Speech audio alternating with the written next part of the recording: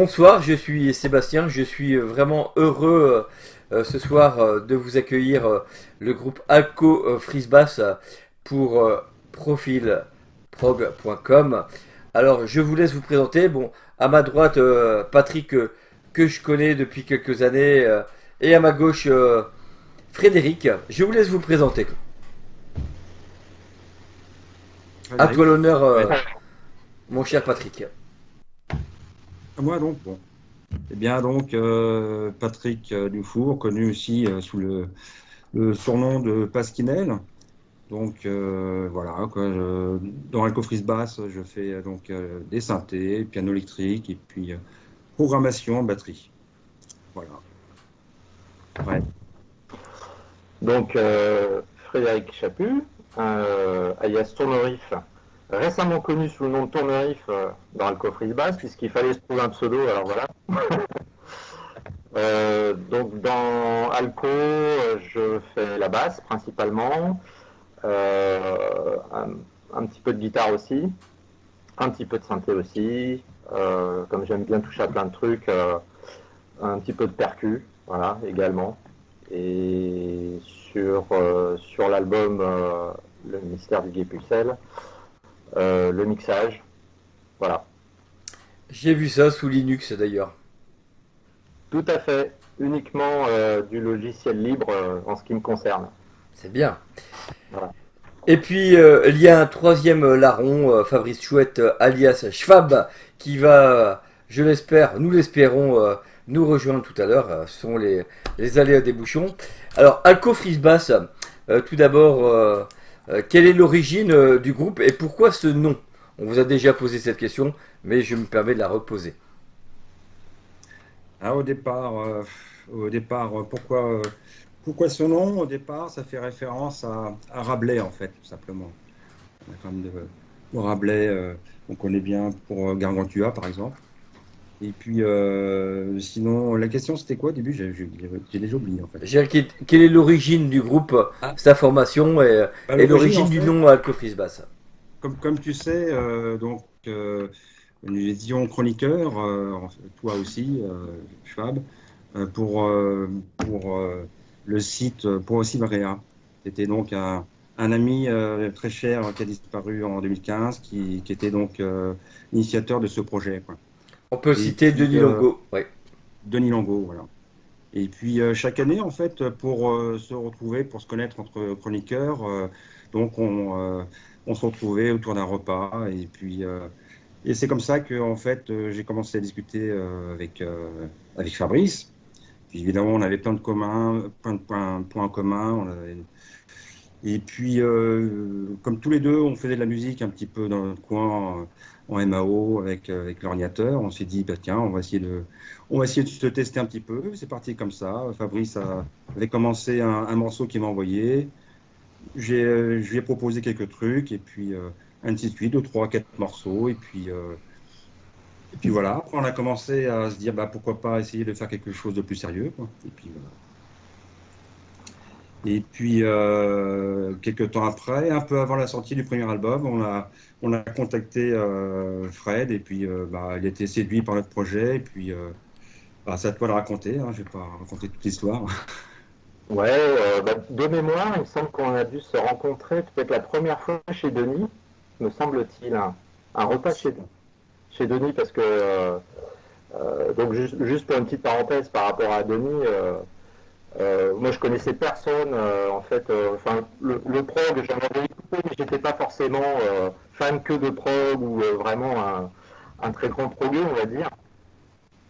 Mais j'en avais écouté un petit peu depuis mon adolescence, en fait.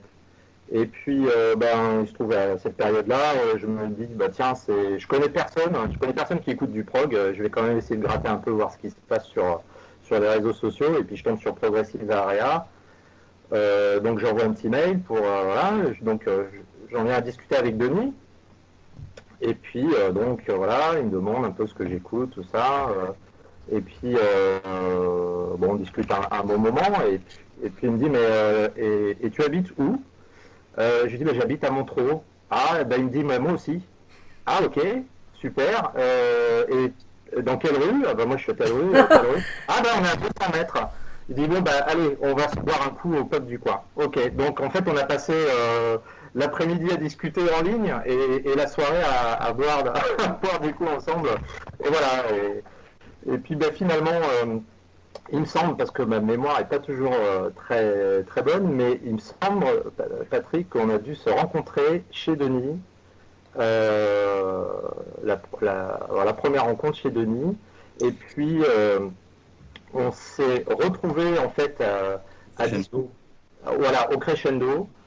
Et en fait, de Au mémoire, festival Crescendo, oui. voilà, au Festival Crescendo, et de mémoire, Patrick et Fabrice, donc, qui étaient sur le point de sortir leur premier album, m'avaient envoyé en fait le mix. Et puis m'avait demandé un petit peu mon avis, parce que voilà, on avait déjà discuté au préalable et il savait que j'étais un peu passionné de son, que je faisais un petit peu de guitare, de basse. Et voilà, donc puis du coup, c'est un petit peu comme ça que ça s'est monté. Moi, en fait, j'avais fait une remarque sur l'album, j'avais dit c'est super, j'adore. Par contre, il y a un truc qui va pas du tout, c'est la basse. Et à cette époque, comme travaillant beaucoup sur l'ordinateur, et pas forcément de basse sous la main, bah, c'était aussi des programmations pour la basse. Donc là, j'avais tout de suite entendu et j'avais dit super, mais la basse, ça va pas du tout. Quoi. Donc il m'a dit bah, casse la tienne sur les prochains morceaux, est-ce que tu veux bien faire la basse? Donc j'ai dit bah ouais, ok. Alors j'ai allé un peu doucement en disant que bah, je savais pas si je voulais m'impliquer vraiment dans le projet, mais par contre refaire des basses, pas de souci. Et puis bah, voilà, donc finalement, de fil en aiguille, ça s'est retrouvé à participer aux compositions également à partir du backlor. Voilà. Et c'est comme ça que j'ai intégré le groupe. Et Alco Frisbee, c'est une référence à Méliès. Également, oui. Oui, également, bien sûr, bien sûr. Alors maintenant, l'actualité, bon bah c'est le mystère du Gué Pucelle, qui est d'ailleurs votre troisième album, c'est bien ça. Oui, exact. Ah, ouais. Première question, quelle est la différence, enfin qu'est-ce qui distingue le mystère du Gué Pucelle par rapport aux deux précédents albums? Est-ce que c'est une évolution? Est-ce que ce sont deux choses différentes? Eh bien, oui et non. On peut dire une chose, c'est que en fait, quand Fred, parce que je l'appelle Frédéric, mais je l'appelle pas Fred. Bien sûr, Fred. Quand Fred nous a rejoint, on a composé tête baissée un paquet de morceaux en fait. Donc, quand le battleur est sorti, on avait déjà encore en réserve de 3-4 morceaux, 3 morceaux. Donc, le dernier album par rapport au deuxième, on peut dire qu'il y a, bah c'est ça, c'est sûr, il y a 3-4 morceaux qui sont issus de la même session, en fait. Et sinon, la nouveauté, c'est en fait le tout premier morceau. Ah, eh bien, Voilà. Monsieur yes. Schwab, c'est Chers un... collègues, bonjour. Sébastien, salut. Toutes mes excuses. Pris dans les bouchons, j'ai dû faire de l'essence et remplir mon réservoir d'huile parce qu'il menaçait d'être vide. Me voilà. Eh bien, je suis heureux de te retrouver. Et on retrouve ici donc le troisième larron, Monsieur Fabrice Chouette, quelqu'un de très chouette. Je ne te le fais pas dire. À la vôtre. Alors, nous étions en train de parler du mystère du Gué Pucelle. Et la première question était de réfléchir autour du fait qu'est-ce qui distingue en fait cet album des deux précédents. Voilà. Donc, je te laisse poursuivre, Patrick. Donc, je lui disais en fait, Fabrice, parce que tu nous rejoins, que donc quand le battleur est sorti, on avait en fait composé déjà 3 autres morceaux qui figurent maintenant sur le troisième album. Donc, je disais qu'ils sont issus en fait de la même session. Et Oui. voilà. Et en dernier, en fait, on a voulu se faire plaisir et on s'est retrouvé un week-end chez Fred, donc à Montreux. Et là, donc, le vendredi soir, on a commencé à buffer, on a exposé, on a enregistré des trucs comme ça, et Fred, en fait, enregistrait tout. Donc, on a passé une soirée super, on on était inspirés, la magie du moment, peut-être le fait de se retrouver comme ça pour la première fois ensemble dans un même lieu avec des instruments et jouer en direct. Et puis le lendemain, en fait, on a commencé à écouter tout ce qu'on avait fait. Et puis à partir de là, on a structuré le morceau. Et puis on a mis ce morceau-là en boîte, voilà, le temps d'un week-end. Voilà. Et qu'est-ce qu'on peut dire de plus, Fabrice? C'est qu'il y avait l'envie quand même aussi d'essayer de toute façon de voir ce que ça pouvait donner tous ensemble, parce que c'est vrai que composer à distance comme ça, c'est quelque chose qui n'est pas encore courant, même si ça se fait de plus en plus hein, d'ailleurs. Hein. Je m'aperçois même que d'ailleurs, depuis le confinement, les choses se sont accélérées, enfin depuis le Covid plutôt. Je confirme. Et, euh, et je lis un peu partout que c'est se réunir en studio qui devient une chose rare maintenant finalement. Voilà. Et c'est vrai que oui, il y a une fluidité assez incroyable. On s'est directement mis au clavier et tout est sorti tout seul sans, sans préconçu, sans véritable, enfin, sans qu'on ait discuté en disant bon alors on va faire un morceau de telle minute, tel temps, sur telle humeur ou quoi. En fait, on a continué à travailler comme on le fait chez soi, chacun de notre côté, avec une sorte d'instinct comme ça finalement. Et il en est sorti ce morceau-là, effectivement, c'est vrai. On a bouclé quasiment sur place, quoi. On a quasiment rien rajouté, hein, très peu. Moi, euh, j'ai toujours envie que le gâteau offre plus de cerises, plus de crème et plus de chocolat, quitte à en enlever ensuite, hein, après. Un peu comme un sculpteur, tu sais, qui enlève de la matière plutôt que d'en rajouter, quoi. Et en fait, on n'a quasiment rien à retoucher, quoi. Voilà. En tout cas, merci de m'avoir envoyé l'album en physique. Je l'ai bien reçu samedi et je vous en remercie. En tout cas, la première écoute, ce qui m'a frappé, c'est quand même la densité, la richesse, vraiment je dirais l'immensité de la tâche. Parce que c'est pas une mince affaire, c'est du costaud quoi. On peut pas nier en fait la masse de travail extraordinaire qu'il y a derrière. Je dirais, qu'est-ce que vous pouvez me dire à ce sujet? C'est peut-être sur la façon de travailler en fait qui amène cette densité-là, le fait de faire des tours de boucle en fait. Hein. L'un d'entre nous a une idée, commence à développer quelques minutes, et puis il envoie au suivant, et on fait à peu près sur un morceau comme ça deux trois tours de roue. Mais finalement, je pense que ce mode de travail explique cette densité-là, quelque part, puisque on est souvent en fait comment dire, en amélioration de ce que le précédent a fait, et puis et en développement et amélioration. Alors c'est pour ça que parfois on tombe un peu dans le piège d'en mettre un peu trop, ou justement après il faut un petit peu retirer. Mais je pense que c'est la méthode de travail en fait qui explique cette densité. Et d'ailleurs sur le premier morceau en fait qu'on a fait tous les trois ensemble, je pense que ce morceau-là est un peu plus épuré parce qu'on a fait le travail ensemble en fait, et que directement on peut dire ah ouais ça c'est bien, ça non, voilà, et c'est vrai de façon tout à fait fluide et beaucoup plus rapide finalement qu'en travail à distance. Donc ce morceau-là est un peu à part. Et du coup, c'est cette façon de travailler exceptionnelle pour le projet en physique qui a naturellement donné son nom à l'album, puisqu'il a été fait rue du Pustin, la rue où j'habitais à l'époque. Et c'est ce qui a donné le nom à l'album. C'est une exclusivité, hein. Tu es le seul à ta part jusqu'à présent. Tu as dévoilé le mystère. En Voilà, tout cas, le mystère est là. non, puis il y a certainement aussi le rapport au temps. Quand on travaille chez soi, on peut y passer des nuits, le temps qu'on veut. Quand on est dans un studio, on parle de studio. Bon, on a loué le studio pour 2, 3 jours. Et donc forcément, le temps est compté. Ce qui n'est pas le cas quand vous travaillez chez vous de façon indépendante. Alors, On est là, indépendante oui, et amateur, je dirais même.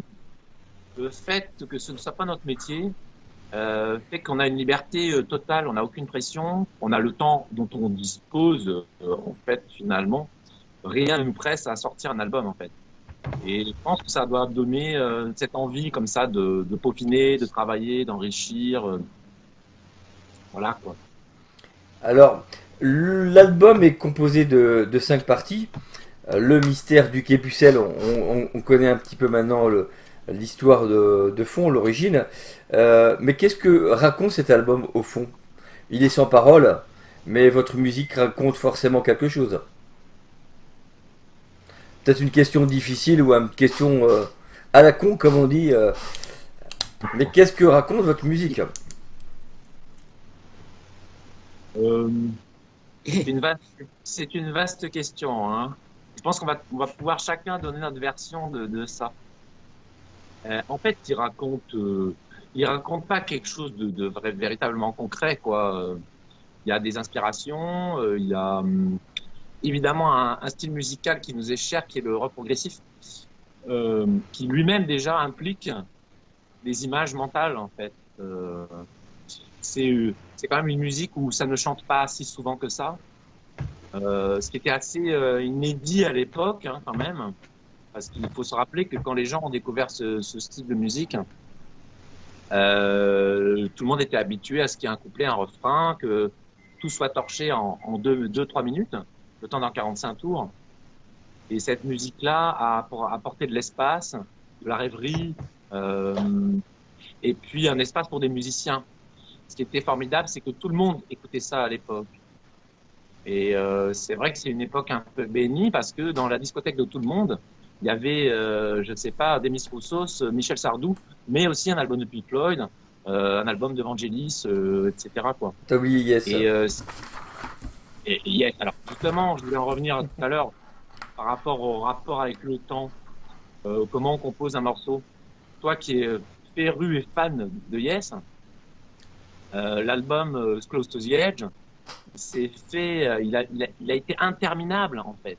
Je crois qu'ils ont mis plus de 4 mois de studio, de travail consécutif pratiquement pour faire ce disque-là, qui a d'ailleurs épuisé Bill Bruford, hein, si je C'est me ça, souviens tout à fait, bien. tu connais bien le sujet. Voilà. Et ce qui fait que il a décidé à ce moment-là d'arrêter le groupe. En ce moment, il est en train de publier d'ailleurs des documents assez intéressants où il parle enfin de son travail, quoi. Et ça l'a intéressé plus de rejoindre King Crimson qui proposait de l'improvisation et des choses plus instantanées en fait. Voilà, je termine la boucle en fait. À toi, Patrick.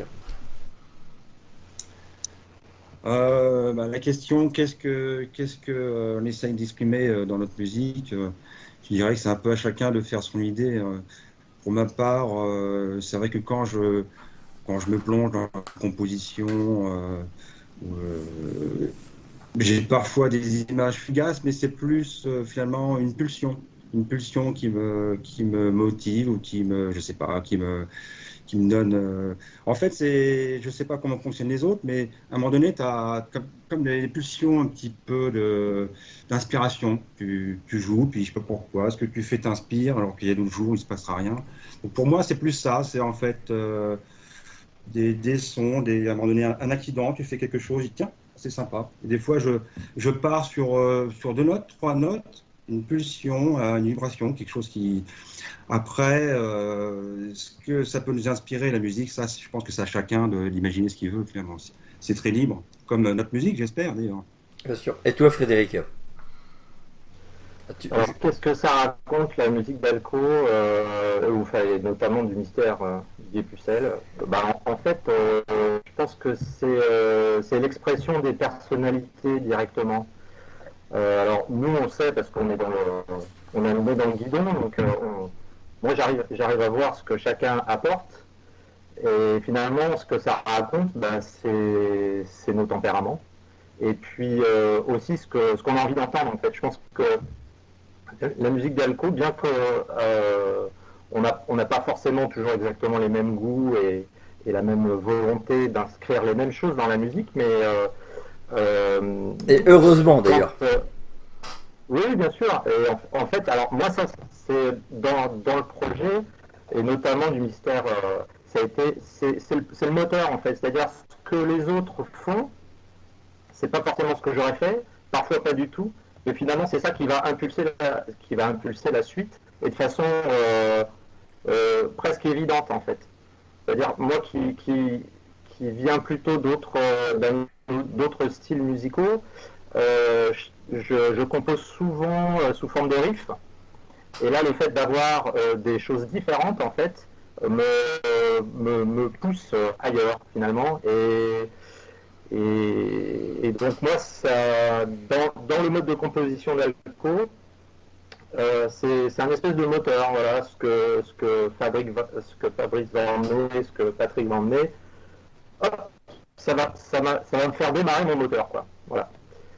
Et je pense qu'après, c'est aussi vrai pour chacun de nous, hein, puisque on est toujours surpris. D'ailleurs, ça, c'est quelque chose qui peut être parfois, alors qui est souvent très agréable et parfois déroutant.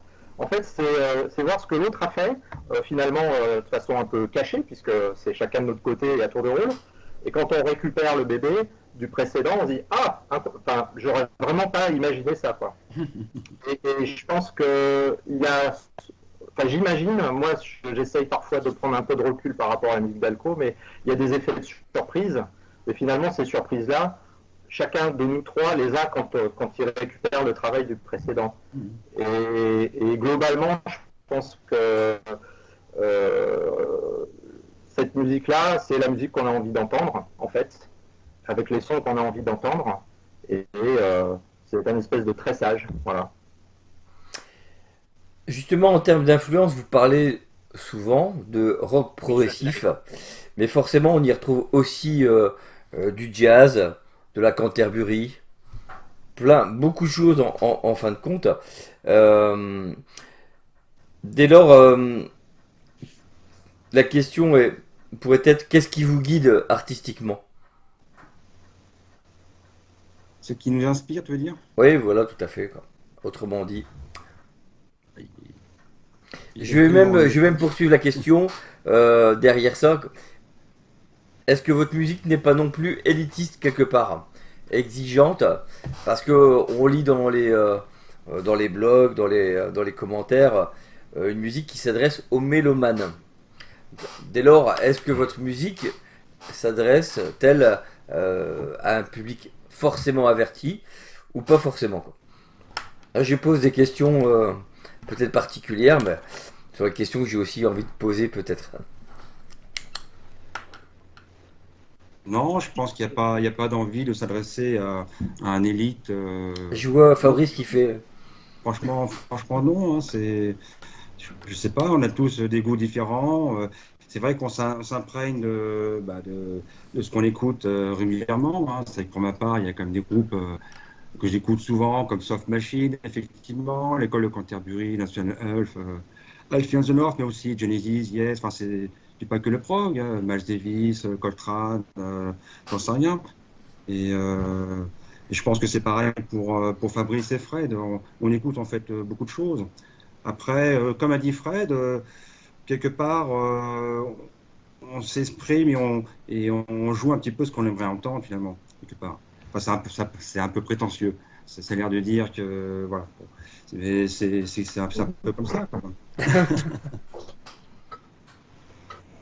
Je veux dire Non, d'autres choses, oui, voilà, Soft Machine. L'élitisme, moi je pense pas qu'on soit élitiste. Pour moi, c'est un mot qui implique un certain mépris d'un certain public, comme si la musique était réservée à telle ou telle personne.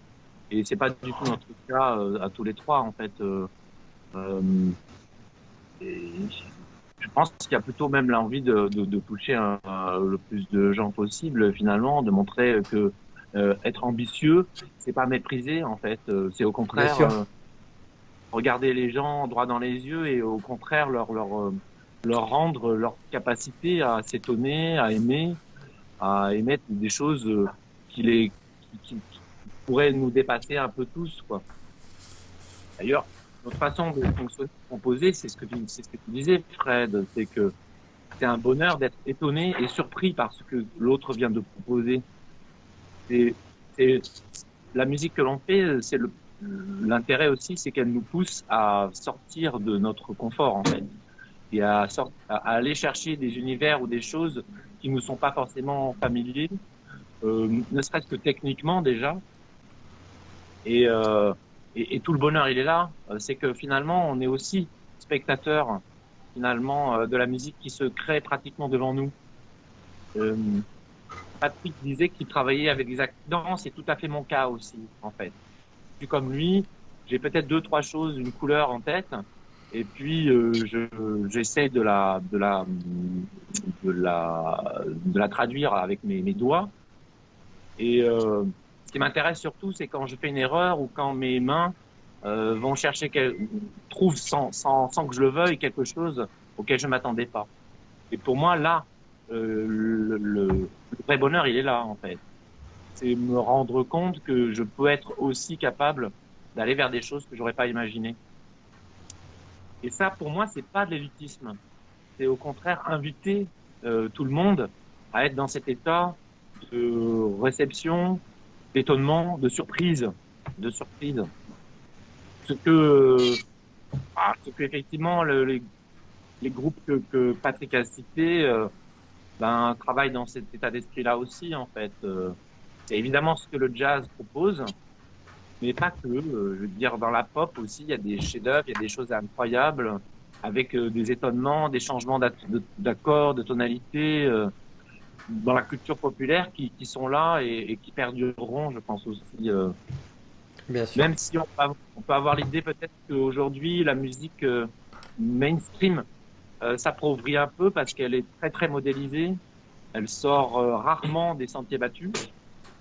Mais il y a quand même de la créativité autour de ça. Voilà, je vais faire une digression, mais le rap a pris la place que le rock avait jusque-là, en fait. C'est une question de génération, hein, en fait. On commence à avoir entre 50, c'est autour de 50, 55, 60, 60 ans. Et c'est la musique de notre génération.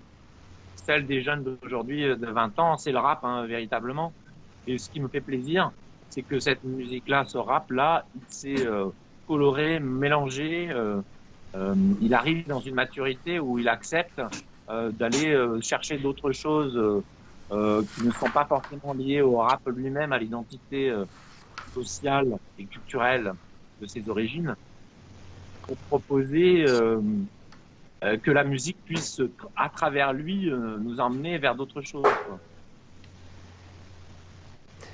Alors, on dit toujours qu'on doit se fier à sa première idée, sa première intuition, quoi. Quand j'ai écouté votre album, ça va vous paraître peut-être bizarre, mais j'avais l'impression de me trouver dans un jeu vidéo.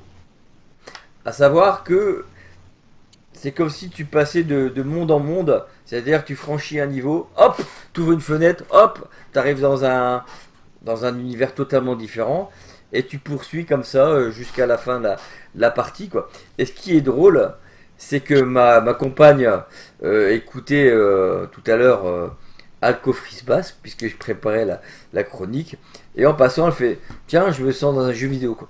C'est curieux, non? C'est pas péjoratif, Alors, mais c'est une idée. moi, honnêtement, personnellement, ce n'est pas ma culture. Je suis pas quelqu'un qui joue aux jeux vidéo du tout. Ou alors c'est une image, on va dire. Mais je pense que le média jeu vidéo, c'est aussi interrogé et c'est aussi imprégné de la musique.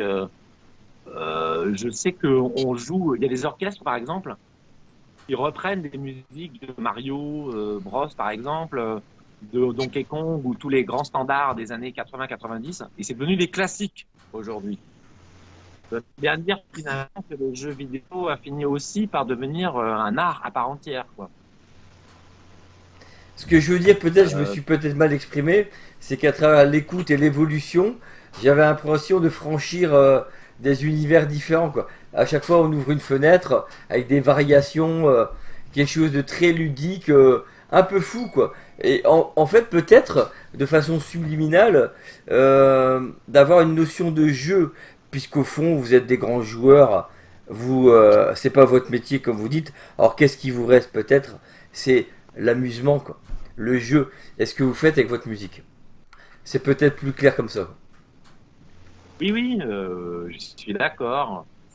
Et, On traverse des paysages, comme C'est ça. effectivement dans un jeu Coloré. vidéo où le personnage principal doit avancer et aller d'un tableau à un autre pour que l'aventure continue et puis que le plaisir du jeu demeure en fait.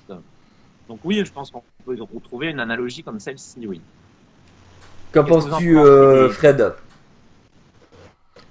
C'est peut-être Voilà, un peu obscur, peut-être. revenir, non, non, non, mais en fait, je pense que c'est très lié aussi à la façon de composer, hein, à la méthode, puisque chaque, quand le morceau passe de main en main, finalement, c'est autant de tableaux qu'on va découvrir. Donc, en fait, c'est des tableaux de nos personnalités, voilà, successives. C'est un peu plus terre à terre comme explication, mais je pense qu'elle est tout aussi valable. Ouais.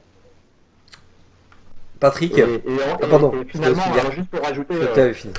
euh, la musique, et notamment la musique sans chant, ça raconte de toute façon toujours quelque chose.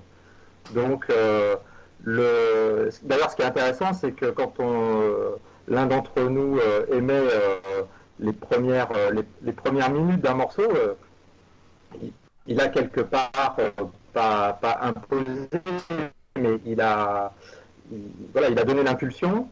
Ça décide quand même de quelque chose au niveau du morceau. Je pense que chaque morceau est quand même très différent. Et malgré tout, dans chaque morceau, on va avoir oui, cette succession de tableaux. Et pour moi, l'analogie avec les différents niveaux d'un jeu, oui, elle est assez sympathique. Je suis pas non plus d'une génération de joueurs, mais pour avoir vu mes fils jouer à certains jeux, on est quand même parfois happé et ça peut raconter des choses qui enveloppent, quoi, qui vraiment font rêver aussi. Ouais. Patrick, Bah, j'ai pas grand-chose à rajouter. Je crois que Fred a fait le tour de la question. alors bon bah écoutez, je voulais aussi savoir quels ont été les retours par rapport à cet album jusqu'à présent, quoi. Les retours sont plutôt très bons, il me semble, hein. J'ai vu ça. On a lu deux chroniques sur un site grec, entre autres. Oui, bah, franchement, à chaque fois, on est toujours heureux de lire ça, hein. La reconnaissance, c'est pas tout, mais c'est quand même important. Se dire que voilà, cette musique-là, elle est pas faite que pour nous trois, elle est faite pour être partagée et appréciée par le plus grand nombre. Donc forcément, tout ça, la reconnaissance, un petit peu de fierté, c'est vrai aussi, faut l'avouer, quoi. Ça fait plaisir, ça va droit au cœur. Et on accepte les critiques, les réserves quand il y en a, parce que après tout, chacun écoute cette musique à sa façon, selon ses influences et autres. Donc voilà, ça c'est très positif pour nous, on est très heureux. Moi je dirais une chose, c'est que de façon tout à fait objective, on ne peut que saluer la qualité de votre travail et l'immensité du travail, vraiment, quoi. Parce que c'est une, y a rien à redire, quoi. Depuis le premier album que j'ai eu la chance de chroniquer, si vous vous souvenez, il y a quelques années, hein, avec le Bien, oui. titre éponyme Oui, oui. Alco Freeze Bass. Non, non, vraiment, le travail est très impressionnant en termes d'investissement de qualité, quoi. On voit que vous y mettez toute votre passion et tout votre cœur. Oui, c'est ça, je crois. On ne l'a pas dit, mais c'est surtout une passion, en fait. Je crois que ça se résume.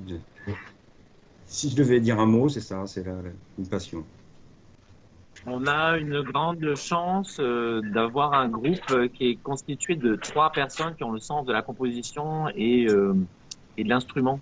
Ce qui est assez rare parce qu'en général, quand il y a un groupe, il y a peut-être un meneur alors quelqu'un qui écrit des textes pour les chansons ou quelqu'un qui va s'occuper des compositions en général et puis les autres musiciens vont vont arriver après et vont proposer ensuite leur sensibilité, on va dire. Hein. Là, pour le coup, avec Alco, c'est incroyable parce que vraiment, tout le monde est au même niveau exactement, quoi. Et c'est une chance, hein, je trouve, parce que c'est pas si fréquent que ça, en fait. Et ça, et puis le fait aussi qu'on on, on, on soit assez versatile parce qu'on fait à toucher à différents instruments. C'est qui est batteur à la base, et c'est quelqu'un qui, de par sa propre volonté, s'est mis au piano, a pris des cours, et je suis assez toujours épaté de voir que c'est force de proposition, qu'il a un univers personnel déjà préétabli avant même qu'on ait commencé à travailler ensemble. Fred, c'est pareil, tu joues de la guitare très bien, tu es très bon bassiste, tu joues très bien des claviers aussi parce que tu fais des solos dans cet album, moi qui me scie les pattes à chaque fois, quoi. Euh, Ça, c'est quand même, on est quand même béni des dieux d'avoir fait ces rencontres-là, parce que pour un comme nous, il pourrait y avoir 3 groupes différents, quoi. Alors, en termes de logistique, par contre, effectivement, c'est pas toujours évident non plus, parce que du coup, on a chacun un avis, euh, et ça demande beaucoup, ça demande beaucoup de discussions, parfois plus que de raison. Mais en attendant, le plaisir, il est là, quoi. Alors peut-être que du coup, cette impression de travail, elle est évidemment aussi dictée par cette chance-là, quoi, en fait. Peut-être qu'il y ait 3 personnes qui soient capables de proposer personnellement un univers cohérent, complet, chacun de notre côté, et réussir à mettre ça en commun, c'est pas rien, quoi. C'est vrai. Moi, j'aurais un mot pour la fin, c'est bravo. Et c'est pas parce que je vous connais, je dis de façon objective bravo. Et j'ai l'habitude de terminer mes interviews Merci, par merci. deux petites Merci. questions. Par deux petites questions, à savoir une question pour chacun, vous y répondrez à tour de rôle. Quelle est la chanson que vous auriez aimé composer dans toute l'histoire de la musique? Une chanson. Ah, c'est terrible ce genre de question. On commence par Fred. Oui. Allez, je choisis. De façon spontanée, la chanson que tu aurais ouais. aimé écrire. Là, comme ça, alors ça va peut-être être surprenant, mais je suis un grand fan de Led Zeppelin. Et la chanson que j'aurais voulu, parce qu'on parle de chanson, donc avec du texte, donc, euh, j'aurais voulu composer The Wanton Song, qui est sur l'album Physical Graffiti, et qui est pour moi le morceau qui résume le mieux Led Zeppelin, et je trouve cette chanson parfaite. Voilà, donc celle-ci, ouais, j'aurais bien voulu la composer. Fabrice, à toi. Moi, je pourrais en citer des dizaines, hein, évidemment. Mais celle qui me vient là, comme ça, à l'instant, c'est Black Hole Sun de Soundgarden. Ouais, Je trouve aussi, ouais. je trouve que c'est un morceau extraordinaire. Propose justement différents univers en une seule chanson, le temps de 3 minutes. Il y a tout. Les arrangements, le texte aussi, qui est un peu cryptique, mais qui est quand même assez fort. Et puis la voix. Voilà, pour moi, c'est vraiment un chef-d'œuvre, quoi. Je suis d'accord. Ah, donc pour moi, je dirais comme ça, brûle pour point, To Be Over, peut-être de Yes. Ah, mon ami. Tu me Par fais. exemple. Dire pourquoi, Ouais. c'est pas quand on écoute Yes, c'est difficile d'expliquer pourquoi on aime. C'est quand on écoute Yes, ça va droit au cœur, puis voilà, quoi. C'est des émotions, très fortes émotions. J'imagine toujours ce morceau comme le dernier que je pourrais écouter avant de mourir si j'avais encore quelques minutes. Et bon, allez, mettez-moi To Be Over, s'il vous plaît. Et voilà, Alors, ça serait pas mal. c'est assez incroyable parce que je vais te faire une confidence, si je peux me permettre. J'ai toujours Oui. pensé que si j'avais une dernière volonté, ça serait lors de mes funérailles, que cette chanson Alors. soit passée. To Be Over aussi. Ouais. Bah là, on est Les vraiment. gens qui se rencontrent, nous allons former un clan. Nous allons former un clan.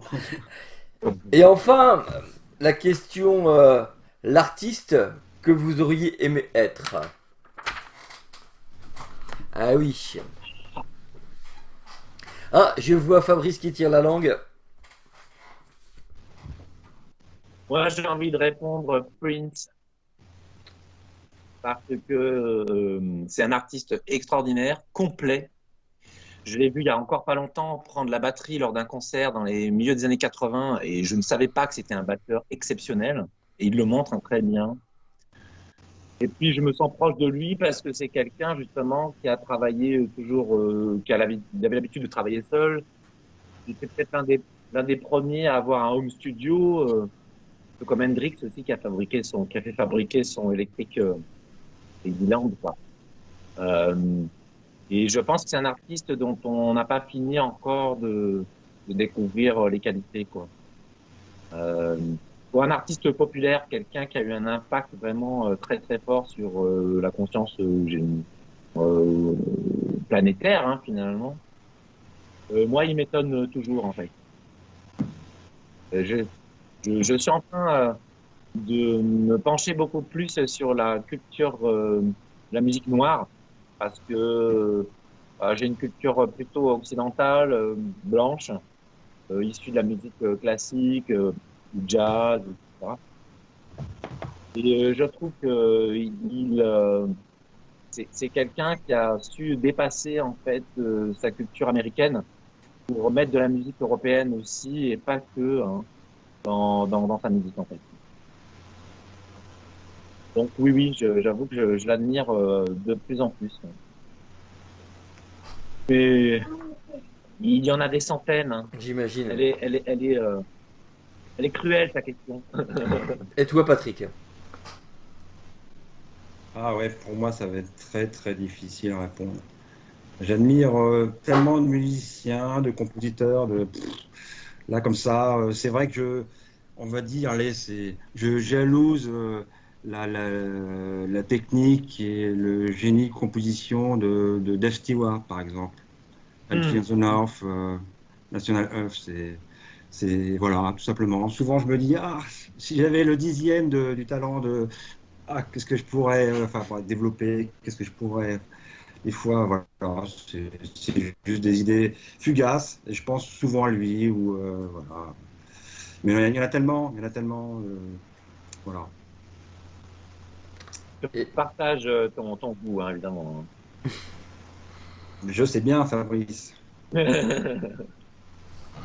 Frédéric? Fred, surprends-nous. Euh, Moi, ce qui me vient à l'esprit, enfin, l'artiste qui me vient à l'esprit, c'est Jeff Beck. Ah oui, Hmm. Parce que pour moi, Jeff Beck est le seul guitariste qui efface son instrument.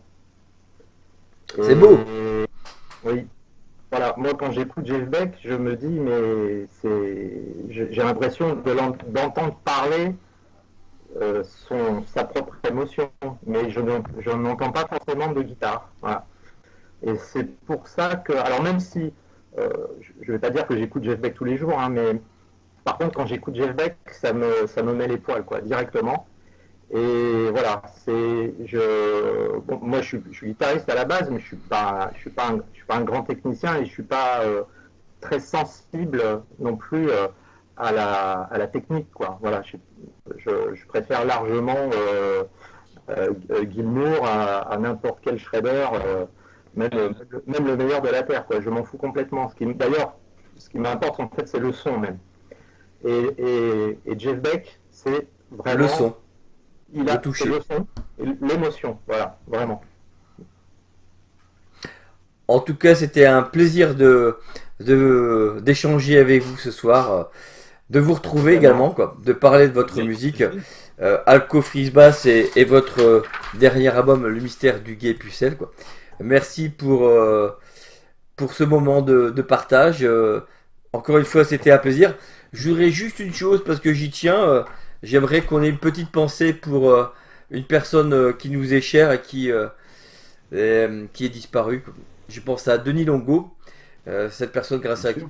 c'est grâce à cette personne qu'on se connaît et qu'on perpétue, Oui. vous, la musique et moi, l'exercice de chroniqueur.